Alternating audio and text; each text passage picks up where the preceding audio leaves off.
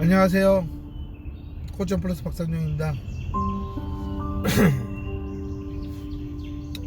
어제 제가 이렇게 코칭하는 슈퍼팀 치료사가 속상하다며 연락이 왔어요. 한 1년 가까이 제가 지켜봤던 아이고 또 정말 선생님이 어떻게든 해보려고 노력을 했는데 이 아이 같은 경우는 그럴 기회가 상당히 적었죠. 제가 전에도 얘기했지만 일주일에 한 번씩 온다는 거는 1년에 50주 잡아도요 50번밖에 못 오는데 이래저래 뭐 가족 행사 있고 애기 아프고 뭐 그러다 보면 사실 30번도 제대로 못 와요. 근데 이 학생 같은 경우는 뭐 한 두세 달에 한 번씩인가 부모가 막 동남아로 막 2주씩 여행을 가 그래요. 학교도 안 가고 뭐 그래 버리면 정말 열심히 좀 시켜서 될 만하면은 여행 갔다 오면 어떻겠어요? 애가 멘탈 나가는 거죠. 신나게 맨날 놀다가 호텔에서 수영이나 하고 앉아있고 맨날 잠퍼 자고 넷플릭스나 막 실컷 봐가지고 애가 오징어 게임을 봐가지고 뭐 이제 뭐 11살이나 밖에 안 됐는데 뭐 죽여버리겠다 뭐 게임에 탈락했습니다 뭐 이런 대사만 줄줄줄 외우고 있는 이런 아이를 저도 주 1회 어쩌다 한번 오고 또 갑자기 사라져 버린다? 그럼 뭘 해줄 수 있겠냐는 거예요. 그래서 엄마가 진도가 안 나간다 도대체 그러면서 센터장한테 가서 더 이상 여기 못 다닌다 그랬대요. 근데 그런 일이 벌어질 거는 제가 작년에 그 아이 처음 사례를 봤을 때 이런저런 수업이 어떻게 진행이 되는지를 물어보고는 이 엄마는 결국에 자기가 기분이 상해서 그만둘 것 같다. 결코 자신이 그동안 아이를 방치하고 안 한 거에 대해서는 인정하지 않고 다 선생님 탓하고 센터 탓하고 나갈 거다. 그랬는데 제가 예상한 대로 정확하게 그런 행동이 나왔어요. 그러니까 그런 엄마들은 그런 행동을 할 수밖에 없어요. 지금 제가 이렇게 동영상을 찍는 것도 정말 엄마들 주 1회로 지능이 낮은데 뭐 인지적인 기능을 키우고 싶다, 지능을 올리고 싶다, 얘가 뭐 연산을 좀 잘했으면 좋겠다, 집에서는 아무것도 안 시키면서 자기가 뭘 해야 될지도 모르면서 그냥 돈 있으니까 여행이나 다니고 있어요. 젊은 나이에 아이가 그냥 어렸을 때야 그냥 친구도 없어도 부모랑 놀러 다니고 그러면 되게 그런 게 멋있어 보이고 그런 것 같지만 나중에 컸을 때 부모가 나이 들어서 힘들어서 여행도 못 가주는데 얘는 계속 여행 가자 그러면 60, 70이 돼서 얘 데리고 여행 다니느라고 과연 그때까지 돈이 있다면 다행이겠지만 현실적으로 상당히 어렵지 않을까 하는 생각이 드는데 근데 이렇게 막 돈으로만 해결하려고 생각하는 엄마들은 결국은 그 돈을 걷잡을 수 없이 쏟아부어야 되는 상황이 나올 수밖에 없어요. 참 안타까운 거죠. 근데 아이가 어떤 수준인지도 알면서 진도가 안 나간다는 얘기를 했다는 것 자체가 그 엄마는 그 자기 아들에 대해서 너무나 모른다는 거고요. 그리고 제가 얘기했지만 센터장이 인지치료에 대해서 모르는 사람이에요. ABA를 하던 사람이기 때문에 인지치료를 뭐 하는지 모르고 평소에 선생님 뭐 요즘 뭐 이 아이 데리고 뭐 하세요? 하고 물어보질 않아요. 거의 모든 센터장들이 자신이 고용한 치료사들이 뭘 하는지를 물어보질 않아요. 관심이 없어요. 엄마들 진짜 이거 알아야 돼요. 관심이 없어요. 그냥 뺑뺑뺑뺑 그냥 빈방 비워지지 않고 미친듯이 돌아가는 것만 계산하고 앉아있는 거예요. 난 아니다? 그러면 그 센터 망하는 겁니다. 그런 생각밖에 할 수밖에 없어요. 왜냐? 나라에서 주는 바우처 돈을 다른 데 뺏길 수가 없잖아요. 근데 센터장은 갑자기 엄마가 그만둔다 하니 그렇게 놀러 갔다 와도 그냥 적당히 하지 뭐 이렇게 엄마 기분을 못 맞췄어 이제 이런 식으로 얘기를 했을 거 아니에요. 아니 그 선생님 그것도 못 맞춰? 엄마 그냥 그러면 막 좀 시키면 되잖아. 뭐 잘하든 못하든 막 그냥 정말 옆집이 어떤 사장인지도 모르고 그냥 아무 말이나 했을 거라는 거예요. 내가 그랬을 거라 생각하고, 더군다나 인지치료는 아무것도 모르니까, ABA 하던 사람이 어떻게 인지치료를 알겠어요. 그래서 엄마가 그랬대. 옆에 센터장이 인지치료를 하기 때문에 거기가 더 나은 것 같다. 그리고 여기보다는 비용이 조금 더 싸게 받더라. 그래서 엄마들이 떠난대요. 자, 그 엄마가 과연 알아보고 그 센터장이 인지치료를 정말 잘하는지 알아보고 꼼꼼하게 분석하고 검증해가지고 가는 걸까요? 아니에요. 그냥 여기보다는 거기가 이벤트를 해서 5,000원을 더 싸게 받나봐요. 그러니 엄마들은 뭐 치료사들 뭐 도끼 개끼니고 뭐 하니 말은 그냥 그렇게 뭐 센터장이 어느 인지치료를 전공해서 전문가라서 거기에 아이를 맡겨볼 거다 이렇게 마치 쪽을 주는 것처럼 무시하는 것처럼 얘기하고 하지만, 결론 그 사람도 돈 있다고 하지만 그 5,000원 때문에 애를 가는 거예요. 그러면 거기 가면 센터장이 뭘 하겠냐고. 아이가 그따위로 안 오면 센터장이 뭘 하겠냐고요. 결국은 엄마는 전문성을 보고 간 게 아니라 5,000원 싸게 해주니까 가는 거예요. 그러니까 이게 부자들 중에도 졸부들이 있어요. 그럼 그 졸부 부모들은 돈의 가치를 몰라요. 그냥 업자하다가 돈이 그러니까 운이 좋아서 돈이 갑자기 생긴 거죠. 그러면 이 돈을 정말 크게 쓸 줄 모르고요. 잔돈뿐 가지고 이렇게 저렇게 가면서 자식 농사를 망치는 거예요. 제가 그 얘기도 어떻게 상황이 벌어질 건지도 제가 작년에 처음 선생님한테도 시작할 때 이런 결말이 나올 거다라고 얘기를 했기 때문에, 그렇게 너무 이 아이가 결석하고 안 나오고 막 이렇게 막 2주씩 또 놀러 가버리고 막 이런 것들에 너무 신경 쓰지 마라. 오면 오는갑다 하고, 오면은 또 열심히 하고, 또 놀러 가버리면 또 그거 신경 쓰지 마라. 또 왜 이 아이가 또 언제쯤 올까 이런 생각도 하지 마라. 지금 안 빠지고 오는 아이들에게 집중하는 게 맞다. 정말 그런 얘기를 했어요. 근데 제 예상대로 됐죠. 그러니까 일반적인 센터들은 거의 이렇게요. 엄마들이 그냥 돈 몇천 원 가지고 옮겨 다닐 거예요. 돈이 있나 없나, 아파트가 뭐 10억짜리 가지고 있나 20억짜리 가지고 있나, 결국은 아이 교육을요. 왜 나는 별 볼 일 없는 치료를 저기 6만원 받아, 저기 5만 5천원 주는 데 있잖아, 이런 생각으로만 돌아다닐 거라니까요. 거기다가 바우처 하는 엄마들은 어떻게든 바우처 센터만을 찾기 때문에 저와 같은 사람은 이미 엄마들이 선택하는 선택지에 없죠. 바우처 자체를 하지 않고 상당히 고가의 비용을 받기 때문에 저는 그래서 그런 엄마들이 오지 않기를 바라는 거예요. 정말 그렇게 1년에 50번도 안 빠지고 올 수가 없는 사람이 정말 그 지경이면, 선생님 어떻게 다른 요일이라도 내가 어떻게든 시간 내고 가볼게요 하고 안 빠지려는 노력을 해야지 애가 좋아지는 거예요. 있습니다. 근데 네버야, 네버.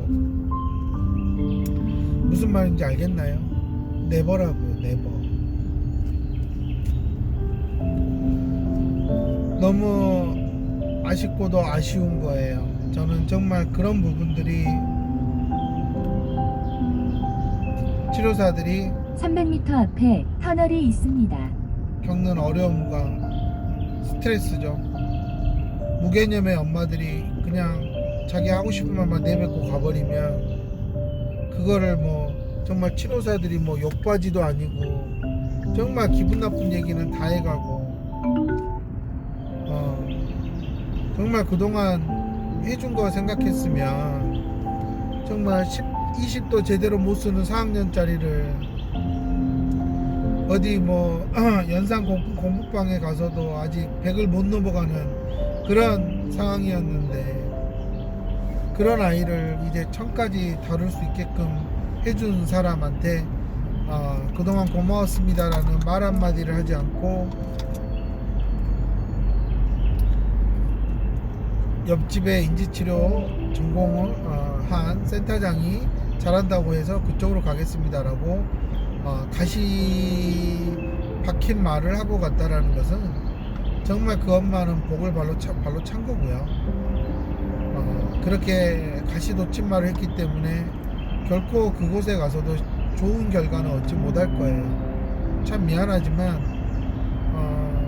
저는 이렇게 1년 가까이 그 치료사가 무엇을 해야 되고 할지에 대해서 제가 방향을 알려주고 정말 아이 올 때마다 열심히 하는 모습들을 받고 그 결과를 가지고 300m 피드백을 앞에 저한테 사고 받고 다발 구간입니다. 했었단 말이에요. 그러니까 당연히 이렇게 그만큼 좋아지고 했어요.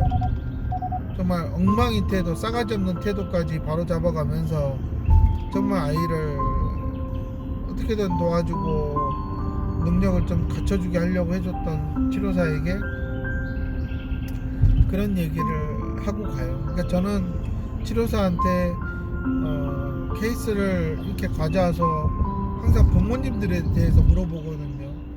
얼마나 참여도가 높냐, 얼마나 관심이 있느냐, 그리고 집에서 어느 정도까지는 하는 것 같냐라고 확인을 다 해본 다음에 나름 예상을 해서 어느 선까지는 엄마가 해줄 거고 그 이상은 바라지 마라.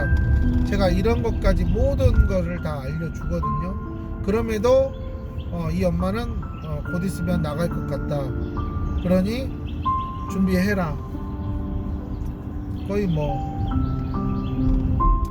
아이 엄마 얼굴 안 봐도 아이한테 하는 행동이나 아이가 현재 보여주는 모습 보여주면 예상이 되는 거죠. 그럼 제 예상이 맞아요. 그럼 그 엄마들은 이제 빙빙 돌 거예요. 과연 그렇게 빙빙 돌아서 얼마나 인지치료를 하는 센터장이다. 그 엄마 가서 똥 밟을 겁니다. 그런 사람이 어디 있어요? 없어.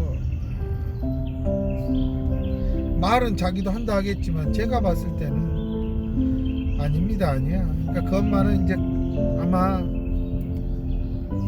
아이가 그 센터에 가서 그 센터장이 수업을 해준다?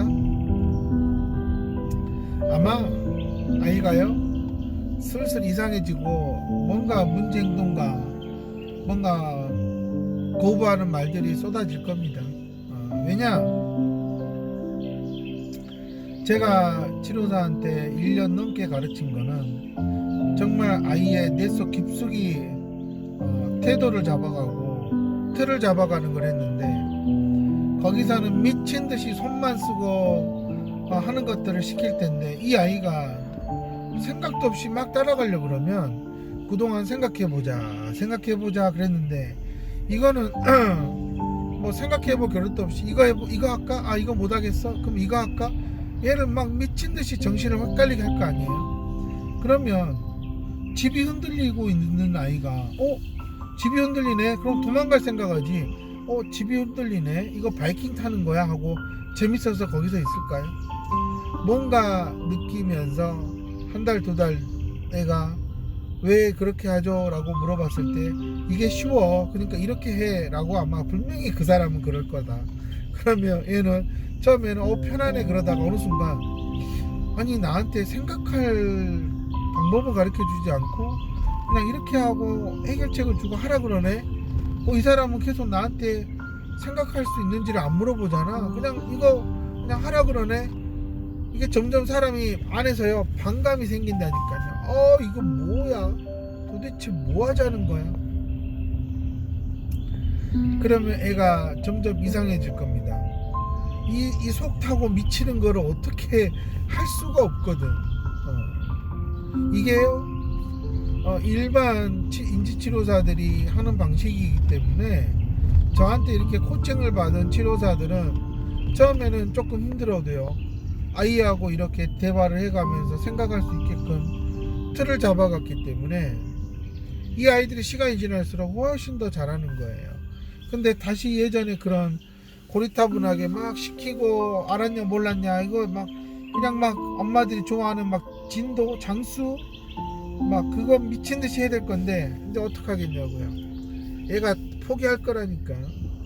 나간다 그럴 거고 하기 싫다 그럴 거고 안 간다 그럴 거예요. 그러면 엄마는 이제 이게 왜 인지치료 전문인 센터장이라 해서 갔는데 왜 이 모양이냐. 그러면 자기가 이렇게 막말하고 나간 치료사가 생각이 날 거라는 겁니다. 왜냐, 아이 입에서 얘기가 나올 거라니까요. 옛날 그 선생님이 더 나았던 것 같아요.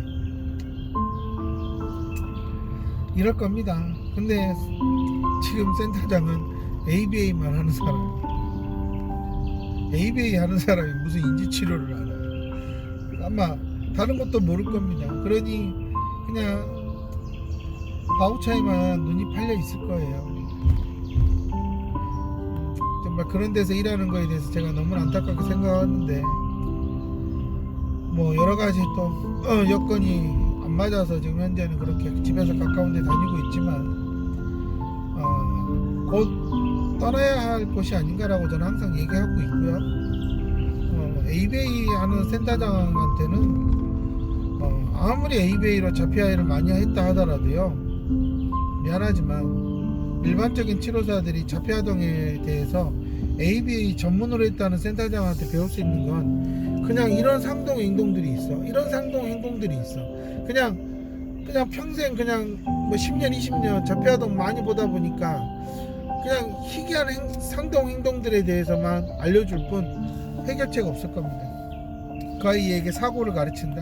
아 몰라. 그러니 배울 게 없을 거고요. 그냥 자기 딴에는 도대체 뭘 했는데 엄마가 저렇게 하고 나가지 하고 치료사한테 한마디 한 건데 그 센터장으로서 자질이 없는 거죠. 진짜 한심할 수밖에 없어요.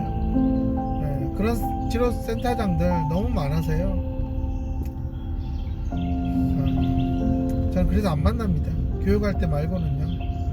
그리고 뭐 저한테 비싼 돈 내면서 배우러 올 사람도 아니기 때문에요. 굳이 막 제 인생에서 같이 뭐 차 한잔 맞으면서 얘기 나누고 뭐 그럴 만한 사람들도 아니고요. 얘기 나눠보면 답답해요. 저는 ABA 하는 사람들 만나면 답답해가지고요. 대화가 안 됩니다.